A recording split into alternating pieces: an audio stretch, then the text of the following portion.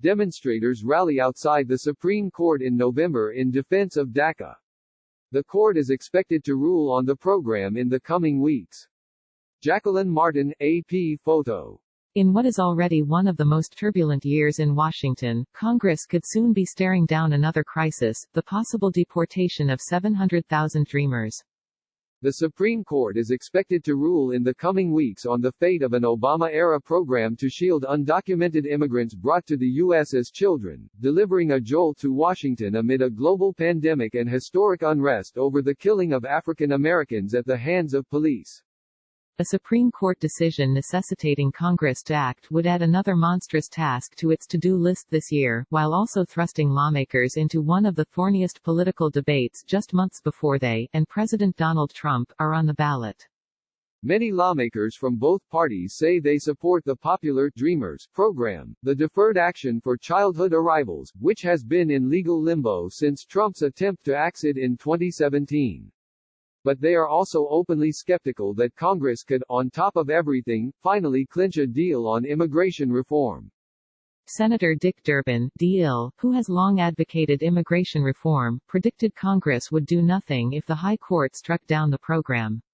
That would make hundreds of thousands of people in the Daca program subject to deportation if the White House and Trump don't step in. Not with this McConnell Senate.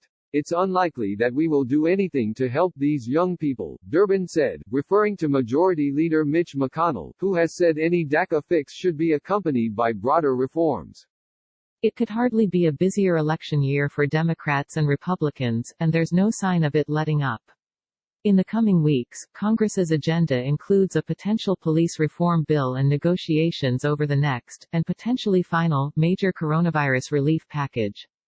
That's on top of funding the government and approving a must-pass defense spending measure.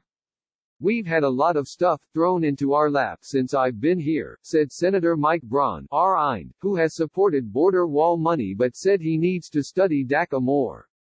I think there was a thing called impeachment and then the coronavirus and then police reform, so I guess we can handle this as well, but I think it would really be a big issue thrown among many others. The Supreme Court could leave Congress with a wide range of options. It could overturn the protections for Dreamers immediately, phase it out over time, or perhaps require additional regulatory steps from the Trump administration. If the court sends the issue back to Congress to fix with a deadline, many lawmakers say it could actually force party leaders to come to the table. We're hoping for the best, but with the court, they can obviously come down either way. We're prepared whatever the decision is, Representative Joaquin Castro, D. Texas, chairman of the Congressional Hispanic Caucus said in an interview, pointing to the Democrats' existing legislation. But, he added, the politics won't be pretty. The White House tries to use everything as leverage, tries to exploit any situation. We expect that. I have learned in my time in Congress, Congress always does best when there's a deadline, added retiring Representative Will Hurd, R. Texas, a centrist House Republican who has spent years fighting for a Daca fix.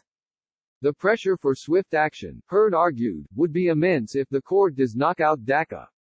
Recent polling by CBS showed that 85% of people support allowing immigrants brought to the U.S. as children to stay, including 73% of Republicans.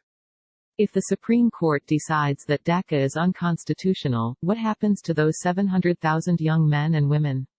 What happens to them, and how much time does Congress have to try to create a permanent legislative fix, said Hurd, whose majority Hispanic district borders Mexico. Senator Lindsey Graham, RSC, conceded in an interview that broader immigration reform is a reach, particularly in an election year. But Graham, who has long supported overhauling the country's immigration laws, said Congress can still act on issues like border security and visas in the near term, and emphasized that Daca recipients need certainty. I don't think you're going to get comprehensive immigration reform, but I think there's a mini deal to be had and people are looking for outcomes, Graham said, who has not recently spoken to the White House about the issue. I'm hoping we sit down with the president and find a mini package. I'm willing to try, but it's going to take everybody else willing to try and time will tell. House Democrats say there's a simple solution, for the Senate to take up their bill from last June to permanently extend the program. That bill, approved largely along party lines, was the most significant immigration bill to pass either chamber in 6 years, though it has since languished in the upper chamber. Senate Republicans have said they're willing to consider a legislative fix, but many in the caucus are also calling for a serious effort to crack down on unauthorized immigration more broadly.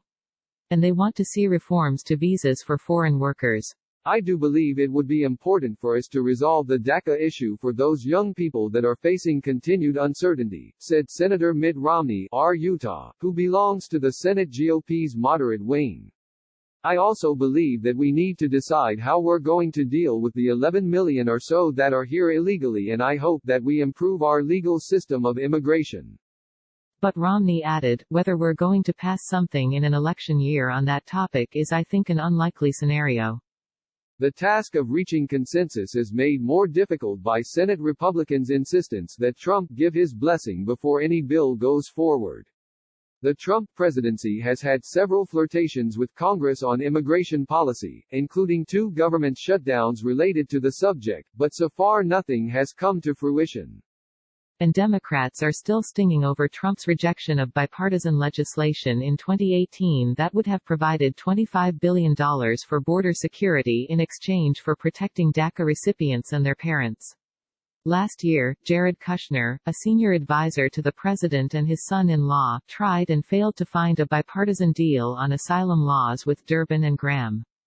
During a March meeting, Trump told a group of GOP senators at the White House he wanted to wait until after the Supreme Court ruled on Daca before pursuing additional immigration reform.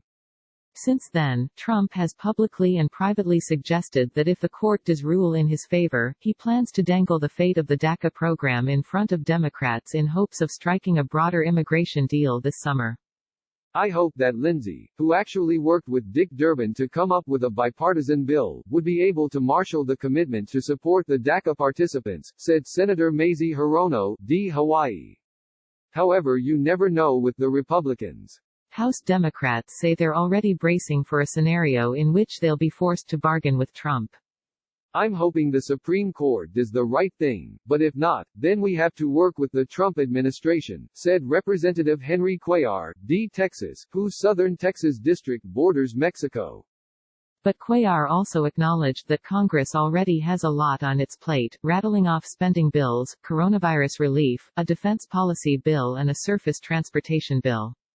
The calendar is so full, Cuellar said, adding that the House's new voting procedures to protect members' health in the ongoing pandemic has dramatically slowed down the process of voting. It just takes a long time to get things done. Melanie Zanona contributed to this report.